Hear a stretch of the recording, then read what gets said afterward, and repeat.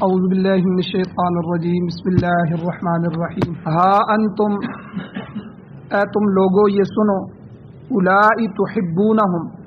تم ان یہود و نصارہ سے ان کافروں سے محبت کرتے ہو ولا یحبونکم لیکن وہ تم سے محبت نہیں کرتے وتؤمنون بالکتاب کلی حالانکہ تم سب کتابوں پر ایمان لاتے ہو سب کتابوں پر ایمان رکھتے ہو وَإِذَا لَقُوكُمْ اور جب یہ منافقین تم سے ملتے ہیں تو قالوا وہ کہتے ہیں آمنا بادشاہ ہم تو ایمان والے ہیں ہم ایمان لائے ہیں وَإِذَا خَلَوْا اور جب وہ آپ سے علیحدہ ہو جاتے ہیں تو عَضُّوا عَلَيْكُمُ الْأَنَامِلَ تو وہ کاٹتے ہیں تمہارے اوپر اپنی انگلیوں کو من الغیظ غصے کی وجہ سے قل اے میرے نبی ان کو کافروں کو منافقوں کو آپ کہہ دیں موتوا بغیظکم اپنے اسی غصے میں اسی غضب میں تم مر جاؤ ان اللہ علیم بذات الصدور بے شک اللہ تعالی دلوں کے سینوں کے رازوں کو جانتا ہے دلوں کے بھید بھی جانتا ہے ان تمسسکم اگر تم کو پہنچتی ہے حسنتن کوئی بھلائی کوئی اچھائی تسوہم تو وہ ان کو بری لگتی ہے وَإِن تُصِبْكُمْ سَيِّئَةٌ اور اگر تمہیں کوئی برائی پہنچتی ہے کوئی مشقت پہنچتی ہے تو یفرحوا بها تو وہ یہود و نصارہ وہ کافر اس سے خوش ہوتے ہیں کہ مسلمان کو تکلیف پہنچی ہے وَإِن تَصْبِرُوا وَتَتَّقُوا آگے اللہ نے نسخہ بیان فرمایا کہ اگر تم لوگ صبر کرو وَتَتَّقُوا اور تقوی رکھو تقوی اختیار کرو لا يَضُرُّكُمْ كَيْدُهُمْ شَيْئًا تو ان کی تدبیریں تمہیں کوئی نقصان نہیں پہنچا سکتی کوئی ضرر نہیں پہنچا سکتی ان اللہ بما یعملون محیط بے شک اللہ تعالی جو کچھ وہ عمل کرتے ہیں ان کو دیکھ رہے ہیں اس کا احاطہ کیے ہوئے سورہ آل عمران کی آیت نمبر 119 اور 120 آپ کے سامنے تلاوت ہوئی ہے آپ نے اس کا ترجمہ سنا کل کے درس میں آدھا حصہ اس کا گزر چکا ہے آج دوسرا حصہ اس کا بیان کرنا ہے ایمان اسلام قرآن پاک اللہ کے نبی کی ذات صحابہ کرام یہ وہ شخصیات ہیں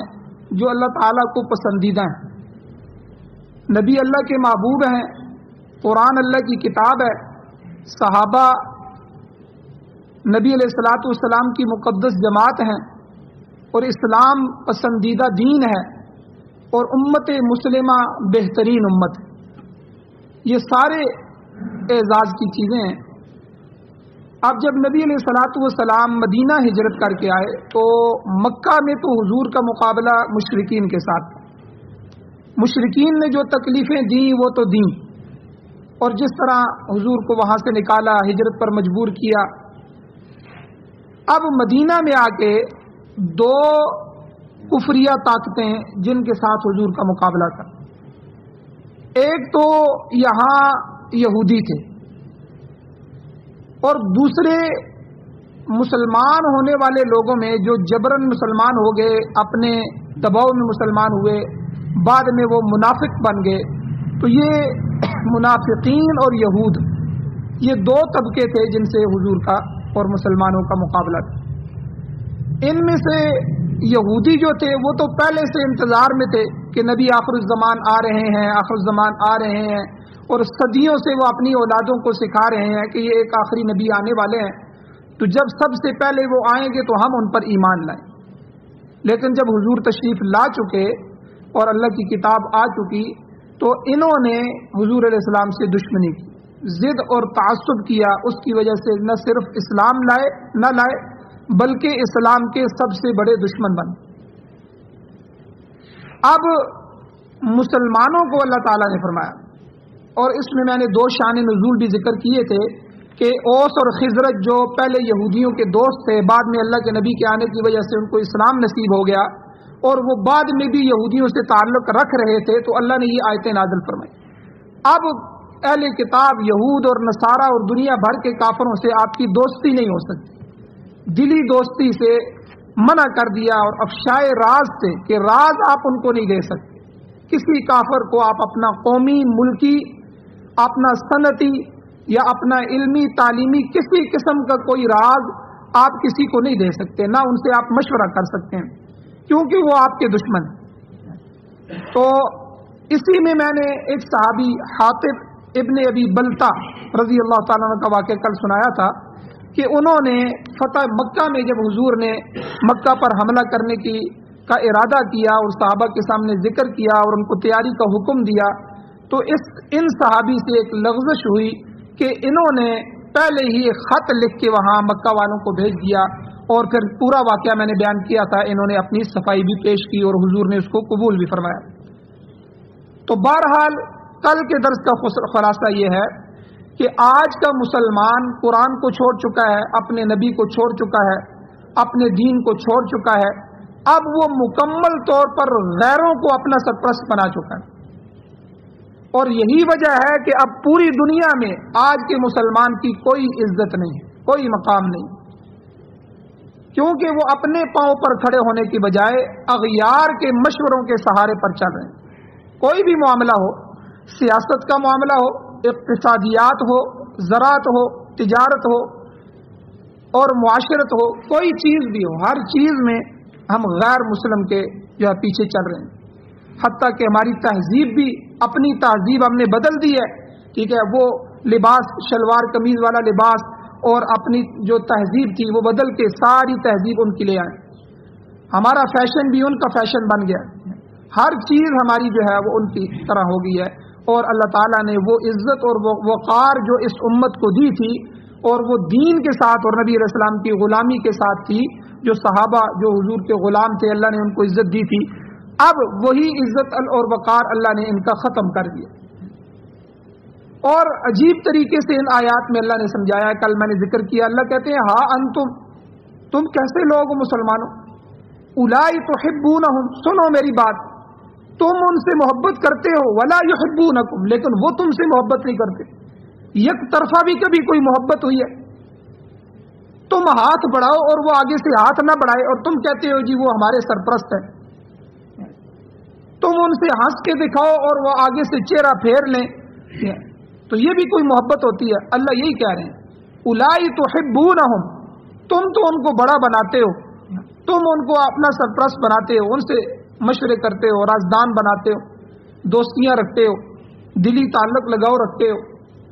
اور ان کے یہاں آنے پر خوش ہوتے ہو، وہاں تمہیں وہ اپنا ٹوائلٹ بھی جو ہے وہ اس کے استعمال کی اجازت دے دیں، اس پر بھی تم فخر کرتے ہو۔ یہی آج مسلمانوں کی حالت، یہاں کا حکمران کسی طرح اس کو امریکہ کا ویزا مل جائے، وہ اس کو سب سے بڑی سعادت سمجھتا ہے، اس کو سب سے بڑی کامیابی سمجھتا ہے۔ وہاں کا صدر یہاں کے صدر کو بلا لے، وہ کہتا ہے جی ہمیں امریکہ کے صدر نے بلایا،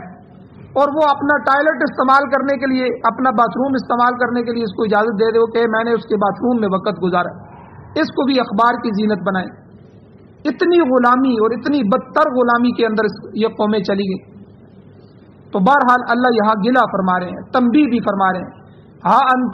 ہاں انتم کا جو لفظ ہوتا ہے نا، یہ اضافی لفظ ہوتا ہے، اس کا معنی ہوتا ہے کان لگا کے میری بات سنو۔ ہاں انتم، اے لوگو، اے ایمان والو، سنو میری بات،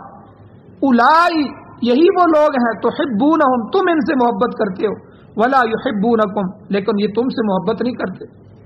یہ کیا یک طرفہ محبت ہے، یک طرفہ تعلق ہے، اسی پر تم خوش ہو رہے ہو۔ حالانکہ میں نے کل ذکر کیا تھا، اللہ تعالیٰ قرآن مجید میں واضح فرماتے ہیں لَتَجِدَنَّ أَشَدَّ النَّاسِ عَدَاوَةً لِلَّذِينَ آمَنُوا الْيَهُودَ وَالَّذِينَ أَشْرَكُوا، کہ تم لوگوں میں سے ایمان والوں کے سب سے زیادہ بغض اور دشمنی رکھنے والے لوگ یہود پاؤ گے، کہ وہ یہودی ہیں، اس کے بعد مشرکین ہیں۔ اور دوسری بات اللہ نے فرمایا کہ دیکھو وَتُؤْمِنُونَ بِالْكِتَابِ كُلِّهِ، تم ساری کتابوں پر ایمان لاتے ہو، سارے نبیوں کو مانتے ہو، سب نبیوں کی تعظیم کرتے ہو، سب کتابوں کو اپنے اپنے دور کی سچی کتابیں سمجھتے ہو۔ حالانکہ یہودیوں کو، عیسائیوں کو تمہارے ساتھ تو دوستی کرنی چاہیے کہ تم ان کے نبی کو مان رہے ہو، ان کی کتابوں کو مان رہے ہو، اور وہ تمہارے نبی کے بھی دشمن ہے، تمہارے نبی کی کتاب کے بھی دشمن۔ یہ عجیب دوستی ہے کہ تم سب کچھ کرتے ہو، تمہارا مذہب، تمہارا مسلک اعتدال پہ ہے، تم کسی نبی کی توہین نہیں کرتے اور کسی کتاب کی توہین نہیں کرتے، سب کتابوں کو اللہ کی کتابیں مانتے ہو، بلکہ تمہارے ایمان کی صفات میں آمنت باللہ و ملائکتہ و کتبہ، اے اللہ سارے فرشتوں پر، اے اللہ ساری کتابوں پر ایمان ہم لاتے ہیں کہ اپنے اپنے زمانے میں جو آپ نے نبی بھیجے وہ ہدایت کے لیے بھیجے، وہ تیرے سچے پیغمبر تھے، ان کی کتابیں سچی کتابیں تھیں، وہ اپنی اپنی قوموں کی ہدایت کے لیے آئی تھی۔ جب حضور نہیں تھے، مسلمان نہیں تھے، تو عیسائیت سچا مذہب تھا۔ جب عیسائیت نہیں تھی، اس سے پہلے یہودیت تھا، وہ سچا مذہب تھا، اسی پر جنت کے فیصلے تھے۔ یہ تو اسلام کے آنے کے بعد پچھلی ساری کتابیں، پچھلی سارے مذاہب منسوخ ہو گئے، اب حضور آئے ہیں تو حضور کی نبوت اور حضور کی کتاب قیامت تک چلے گی، لیکن ہے وہ اپنے دور کی سچی کتابیں، سچے نبی۔ تو اللہ کہتے ہیں وَتُؤْمِنُونَ بِالْكِتَابِ كُلِّ، تم تو سب کتابوں کو من جانب اللہ مانتے ہو، اس حیثیت سے تم ان سب کو قرآن کے برابر مانتے ہو، وہ بھی اللہ کی کتابیں، یہ بھی ہیں تو، لیکن ان کو جو دیکھو تو پھر بھی وہ تمہارے نبی پر ایمان نہیں لاتے۔ اور پیچھے جو اللہ نے واضح طور پر پچھلی آیات میں فرمایا تھا کہ قد بدت البغضاء من افواہہم، کبھی کبھی تمہارا بغض ان کے منہوں سے نکل جاتا ہے، وما تخفی صدورہم اکبر، لیکن ان کے سینے جس بغض کو چھپا رہے ہیں وہ بہت زیادہ ہے۔ قرآن پچھلی آیتوں میں، یہ پچھلے درس میں گزرا ہے کہ اللہ تعالیٰ فرماتے ہیں کہ کبھی کبھی، کل میں نے 4-5 واقعات بیان فرمائے تھے کہ انگریزوں نے حضور کی دشمنی میں اپنے نعوذ باللہ اپنے کتوں کے نام بھی احمد رکھے، نعوذ باللہ، اور یہ تو ساری دنیا نے دیکھا، حضور علیہ الصلوۃ والسلام کے کارٹون شائع کیے۔ حالانکہ یہ ابھی پچھلے دنوں کی انڈیا کی ایک ویڈیو چل رہی ہے کہ وہ ہندو، ان کے جو پادری ہیں، ہندو جو ان کے بڑے ہیں، وہ پورے ہزاروں کے مجمع سے جو ہے وہ قسم لے رہے ہیں کہ تم نے مسلمانوں کی کسی دکان سے کوئی چیز نہیں خریدنی، اس پہ حلف لو، تاکہ جو ہے یہ یہاں سے بھاگ جائے، ان کی تجارتیں ختم ہو جائیں، یہ بھوکے مر جائیں، اگر بھوکے نہیں مریں گے تو پھر ان کی نسل کشی کرو، ان کو قتل عام کرو۔ یعنی سر عام میڈیا کے اندر آ رہا ہے، یہ مسلمانوں کی اسلام کی دشمنی کو نبھارے، اور ہمارے جو ہے وہ جو ہے ان کے ساتھ محبت کی پینگیں چڑھا رہے ہیں۔ اور ہمارے ایمان والوں کی کیا حالت ہے، جو ہمارے ملک کے جو نوجوان ہیں، انہی کی فلمیں، انہی کے گانے وہ دن رات سنتے رہتے ہیں، انہی کی فلمیں، وہی ان کے آئیڈیل ہیں، وہی ان کے بڑے ہیں، اور وہاں جانے کو اپنی سعادت سمجھ رہے ہیں۔ وہاں کا کوئی کنجر یہاں آ جائے، ان اداکاروں میں سے کوئی بڑا آ جائے تو اپنے سر کو نیچے بچھا دیتے ہیں۔ یہ حالت ان کی بن گئی ہے، اور پوری دنیا میں کلچرل، یعنی اپنی تہذیب اور اپنی ثقافت پھیلانے کے لیے گانے والوں کے بھیج رہے ہیں کہ یہ ہماری ثقافت، اور اسی حکومت میں گانے والی جو تھی اس کو سب سے بڑا ایوارڈ پاکستان کا دیا گیا، ٹھیک ہے، یہ پاکستان کی نمائندگی کا سب سے بڑا ایوارڈ جو ہے وہ اس گانے والی کو دیا گیا۔ تو یہ مسلمان کی حالت ہوگی ان کی محبت میں، ان کے پیچھے چلنے میں۔ تو یہ اللہ تعالیٰ ان آیات میں تنبیہ فرما رہے ہیں۔ اور آگے اللہ تعالیٰ نے یہودی منافقین،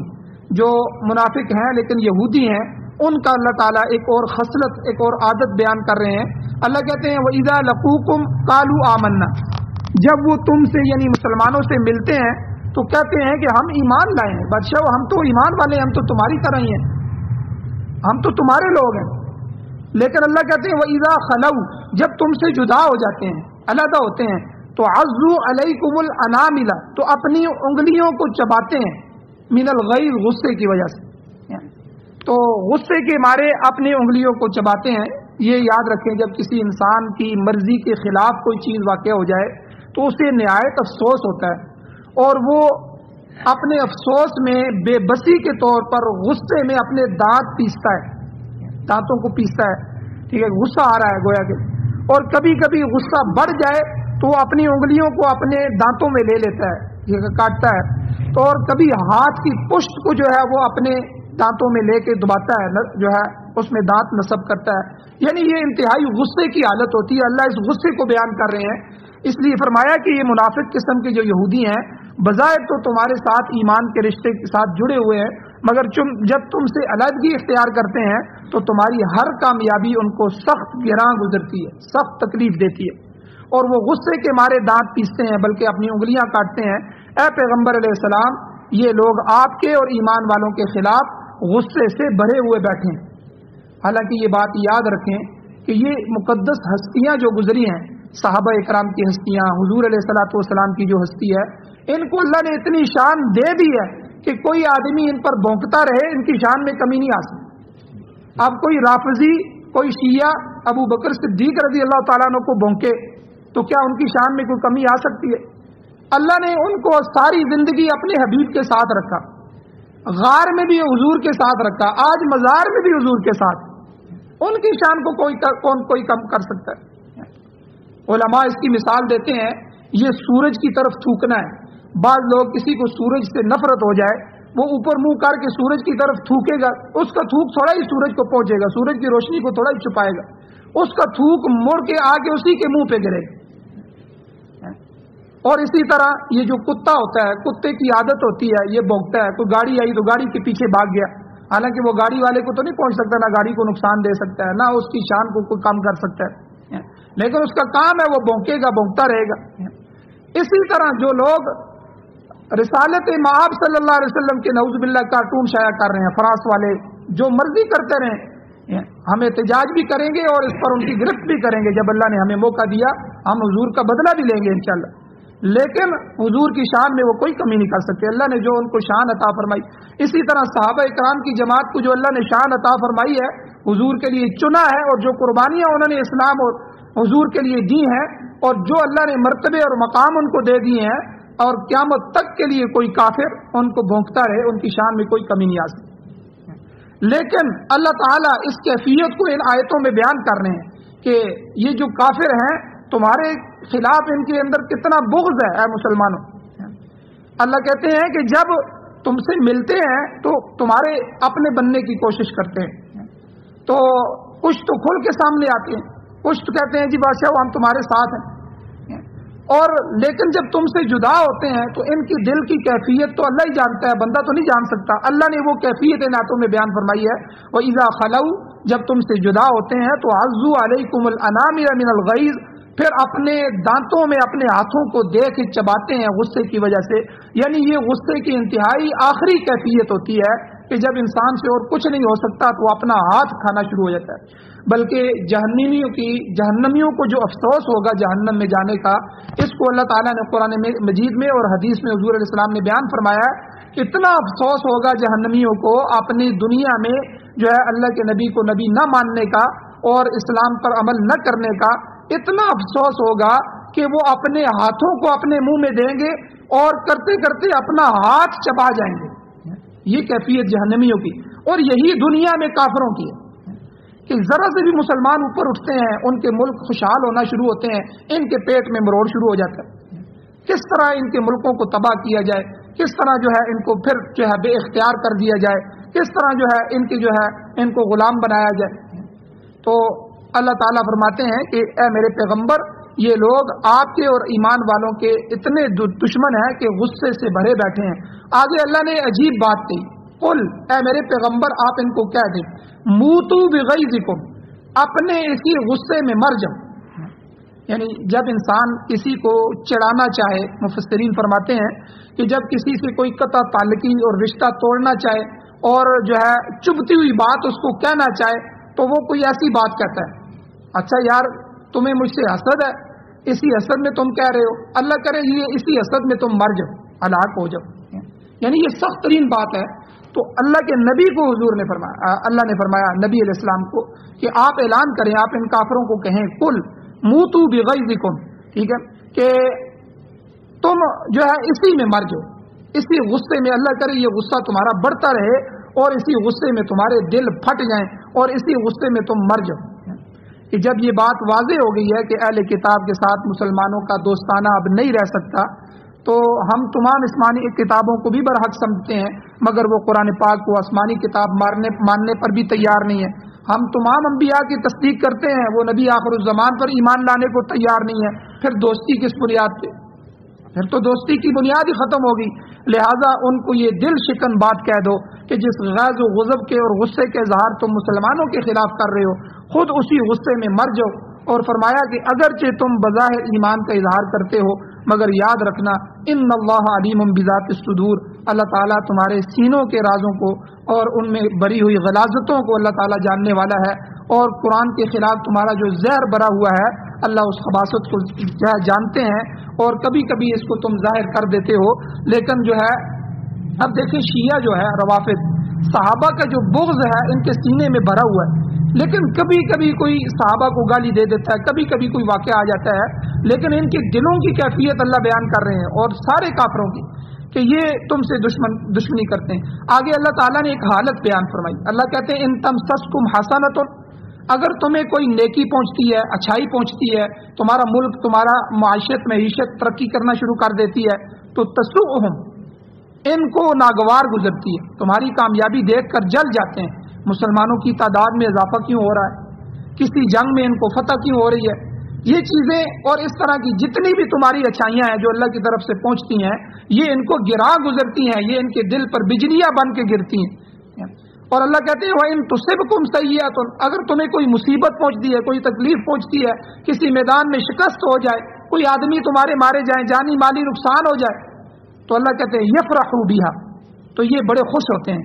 ان حالات میں اے مسلمانوں اللہ ہمیں مخاطب کر کے کہہ رہے ہیں بتاؤ ان لوگوں سے دوستی کبھی مفید ہو سکتی ہے؟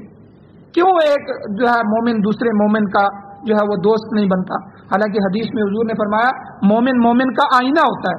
دونوں ایک دوسرے کے ہمدرد ہوتے ہیں، غمخوار ہوتے ہیں۔ المؤمن اخو المؤمن، ایک مومن دوسری مومن کا بھائی ہے، اور قرآن میں اللہ نے فرمایا ان المؤمنون اخوہ، انما المؤمنون اخوہ، تمام مومن آپس میں بھائی بھائی، لہذا دلی دوستی اگر کرنی ہے تو اپنے بھائیوں سے کرو، ایمان والوں سے کرو۔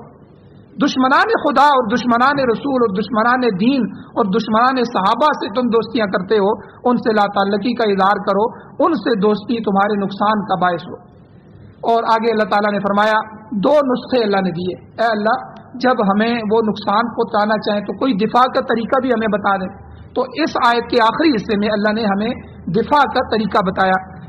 اللہ نے دو چیزیں بتائیں، دو طریقے بتائے۔ ایک طریقہ اللہ کہتے ہیں وَإِن تَصْبِرُوا وَتَتَّقُوا، اگر تم صبر کرو، یعنی صبر مومن کے لیے صبر ایک بہت بڑا دفاع ہے۔ صبر ملت ابراہیمی کے اہم ترین اصولوں میں سے ایک اصول ہے۔ سورہ بقرہ کے اندر جو ملت ابراہیمی کے اصولوں کی تشریح گزر چکی ہے، اس میں توحید، ایمان، ذکر، شکر، صبر، شعائر اللہ کی تعظیم، نماز، طہارت، یہ سارے کے سارے ملت ابراہیمی کے ہیں، ان پر پورے دروس گزر چکے ہیں۔ تو صبر کا جو مفہوم ہے یہ بڑا وسیع مفہوم ہے۔ علماء نے لکھا ہے ہر موقع پر صبر کی ضرورت پڑتی ہے۔ تین بڑے موقع ہیں، میں آپ کو بتاتا ہوں۔ صبر علی المصیبت، آدمی پر جب مصیبت آ جائے، کوئی بھی تکلیف آ جائے، سب سے پہلے یہ فوراً خیال کرے یہ جو نقصان ہوا ہے یہ اللہ کی طرف سے ہوا ہے، نفع بھی اللہ دینے والی اللہ کی ذات ہے، نقصان بھی دینے والی اللہ کی ذات ہے، میں اللہ سے دعا مانگوں گا اور اس پر میں صبر کر رہا ہوں۔ اس کو اپنے تقدیر کا حصہ سمجھے کہ یہ میری تقدیر میں لکھا ہوا ہے، اور اس میں صبر کرے بڑی سے بڑی مصیبت پر، صبر علی المصیبت۔ پھر صبر علی الطاعہ، نیکی کر رہا ہے تو نیکی پر جم جائے، یہ نہیں ایک نماز پڑھی، دو نہ پڑھی، دو پڑھی تو تین نہ پڑھی، ٹھیک ہے، کبھی بیٹھ گیا کبھی بیٹھ گیا، یہ چیز اللہ کو پسند نہیں۔ الطاعہ، نیکی پر صبر کرنا یہ بھی بڑا مشکل کام ہے۔ آپ کوئی نیکی کر رہے ہیں اس کو جاری رکھنا، یہ جس طرح گناہ پر جو ہے مصیبت پر صبر کرنا ہے، اسی طرح اتنا مشکل کام ہی نیکی پر ڈٹ جانا ہے، نیکی کو مستقل کرنا ہے۔ تو صبر علی الطاعہ۔ تیسری جو ہے گناہ پر، خواہشات نفسانیہ پر قابو پانے پر جو ہے صبر کرے انسان، حد اعتدال سے تجاوز نہ کرے، اپنے نفس کو اس سے روکتا رہے، تو اللہ تعالیٰ نے ان لوگوں کی قرآن مجید میں تعریف فرمائی۔